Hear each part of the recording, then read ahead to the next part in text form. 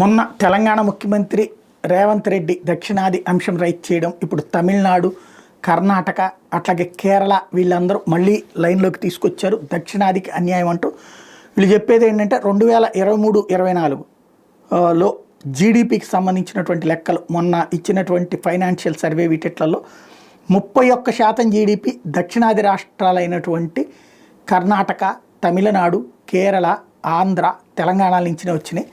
కాబట్టి 31% నిధులు వస్తే, అంటే 31% జీడిపిలో ఈ రాష్ట్రాల కంట్రిబ్యూషన్ ఉంటే కేంద్ర ప్రభుత్వం నుండి వస్తున్నటువంటిది ఆ స్థాయిలో లేదు అన్నటువంటి పాయింట్ని రైట్ చేస్తూ ఉత్తరప్రదేశ్, బీహారు, వెస్ట్ బెంగాల్ ఈ మధ్యనే కాస్త పుంజుకుంటున్నాయి జీడిపిలో వాళ్ళ కంట్రిబ్యూషన్.